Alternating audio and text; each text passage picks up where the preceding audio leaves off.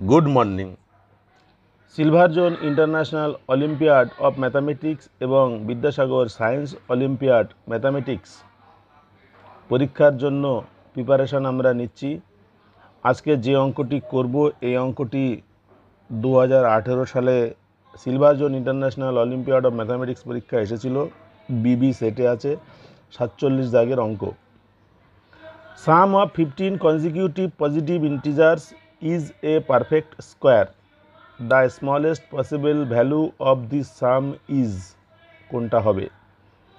Consecutive মানে পরপর, positive integers মানে পজিটিভ বা ধনাত্মক পূর্ণ সংখ্যা।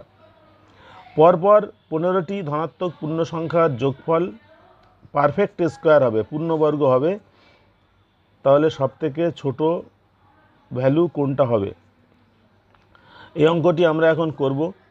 মনে করি পরপর 15টি সংখ্যার প্রথম সংখ্যাটি হচ্ছে n, দ্বিতীয় সংখ্যা তার থেকে এক বেশি হবে কারণ সংখ্যাগুলি পরপর আছে, তৃতীয় সংখ্যা n+2, এইভাবে আমরা যাব n+14 পর্যন্ত। এবং এর যোগফল বার করতে গেলে আমাদের সংখ্যাগুলো যোগ করতে হবে। আমরা যদি এই সংখ্যাগুলো যোগ করি তাহলে n পাবো 15টা, 15n প্লাস 1 2 3 এইভাবে যোগ করতে হবে 14 পর্যন্ত।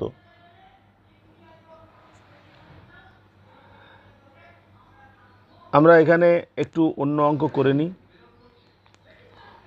পরপর n পর্যন্ত কোনো সংখ্যার যোগফলের সূত্র হচ্ছে s ইকুয়াল টু এইভাবে লেখা হয় n/2 into 2a plus n-1 into d। n হচ্ছে কততম পদ? এখানে 1 2 3 4 করে 14 পর্যন্ত আছে, তাহলে n এর জায়গায় বসাবো 14। 2a, a মানে প্রথম পদ, যেহেতু 1 থেকে শুরু সেই জন্য 2 গুণ 1 প্লাস 14 বিয়োগ 1, আর ডি হচ্ছে সাধারণ অন্তর, অর্থাৎ প্রথম দ্বিতীয় তৃতীয় চতুর্থ এইভাবে পরপর দুটো পদের ডিফারেন্স। পরপর দুটো পদের ডিফারেন্স হচ্ছে 1। তাহলে এটা গুণ করলে হবে এটা 14/2, এটা 2 1 কে 2 যোগ 13, তার মানে এটা হচ্ছে 7 গুণ 13 আর 2 15, এটা গুণ করলে হবে 105। তাহলে এই যে যোগফলটা আমরা এতক্ষণ লিখেছিলাম সেটা হচ্ছে 15n প্লাস 105। এটাকে অন্যভাবেও লেখা যায়, এটাকে আমি একটু 1 নম্বর সমীকরণ লিখলাম, আর এর পরের লাইনটা লিখছি 15 কমন নিলে n+7 এটা হয়, এটা লিখছি 2 নম্বর। এবার এখানে বলা হয়েছে যে এই যোগফল পারফেক্ট স্কোয়ার, পূর্ণবর্গ। তাহলে এই জায়গাটা একটু বোঝার ব্যাপার আছে, বুঝলে সুবিধা হবে। 15 এর উৎপাদক করলে হবে দুটো, 3 আর 5, এবং সবথেকে ছোট সংখ্যা বার করতে বলেছে। আমরা জানি কোনো সংখ্যা যখন পূর্ণবর্গ হয় তখন সংখ্যাগুলোর যদি মৌলিক উৎপাদক বার করা হয় সেই উৎপাদকগুলো দুবার করে আসে। তাহলে একটা 3 আছে, একটা 5 আছে, তাহলে এখানে বাকি যেটুকু পড়ে আছে n+7, সেটাকে যদি কোনো সংখ্যায় কনভার্ট করা হয় তাহলে তার মান এই 15 মানের সঙ্গে সমান হবে, অর্থাৎ n+7 এর মধ্যে একটা 3 একটা 5 থাকা উচিত। যদি এই সংখ্যাটাকে পূর্ণবর্গ বানাতে হয় তাহলে n+7 ইকুয়াল টু 15 হতে হবে, কারণ 15 হলে এর মধ্যে একটা 3 একটা 5 থাকবে, তাহলে দুটো 3 আর দুটো 5 পূর্ণবর্গ হবে। এখান থেকে লিখতে পারি n ইকুয়াল টু 15 - 7, তার মানে 8। অর্থাৎ আমরা যে সংখ্যাগুলো ধরে নিয়েছিলাম সেই সংখ্যাগুলো শুরু হবে 8 এর থেকে, 8 9 10 11 12 এইভাবে 8 আর 14 যোগ করলে 22 পর্যন্ত সংখ্যাগুলো হবে। তাহলে আমরা এই যে সংখ্যাটা পেলাম, গুণফলটা পেলাম, এখানে n এর জায়গায় যদি 8 বসিয়ে দিই তাহলে আমরা সংখ্যাটির মান পাবো।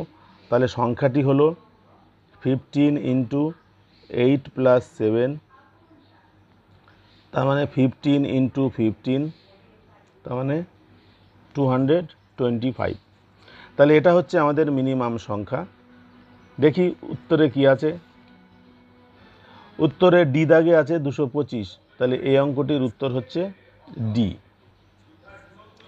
এই অঙ্ক অন্য নিয়মেও করা যায়, অন্যরকমভাবে। সেটা হচ্ছে এই যে সংখ্যাটি আমরা পেলাম 15n + 105, এখানে আমরা n এর মান 1 2 3 4 করে বসিয়েও বার করতে পারি। যদি n = 1 হয় তাহলে এটা হচ্ছে 15 × 1 + 105, যোগ করলে হবে 15 আর 105 যোগ করলে 120। 120 সংখ্যাটি পূর্ণবর্গ সংখ্যা নয়। আচ্ছা, যদি n এর মান 0 হয় তাহলে 15 × 0 + 105, তার মানে এটা হচ্ছে 105। অর্থাৎ এখান থেকে বোঝা যায় যে সংখ্যাটি 105-এর থেকে বেশি হবে।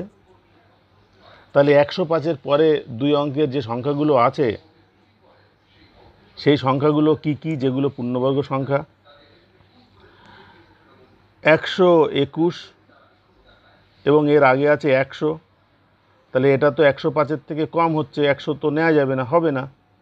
121 হয় কি না দেখতে হবে। 121-এর পরের সংখ্যা হচ্ছে 12² অর্থাৎ 144, তারপরে 13² 169, তারপরে 14² 196, তারপরে 15² 225।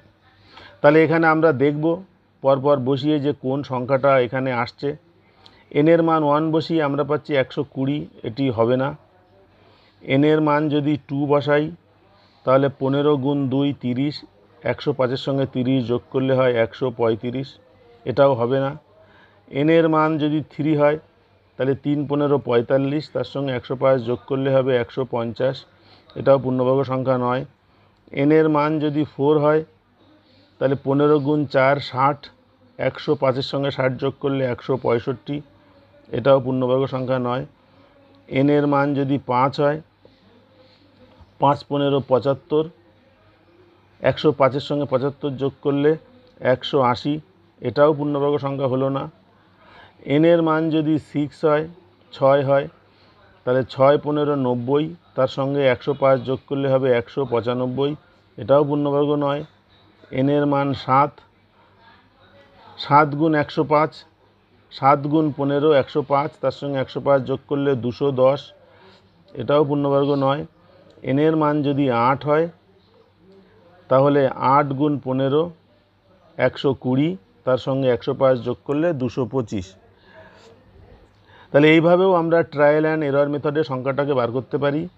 আবার একটু আগে যেভাবে দেখালাম সেভাবে সমীকরণের মাধ্যমেও মানটা বার করতে পারি। সমীকরণের মাধ্যমে বার করাটা সহজ, সেজন্য সেই পদ্ধতিতে করেছি এবং সকলকে বলবো এইভাবেই অঙ্কগুলো করতে। আজকের অঙ্ক ক্লাস এখানেই শেষ করছি। ভিডিওটি দেখার জন্য সকলকে ধন্যবাদ।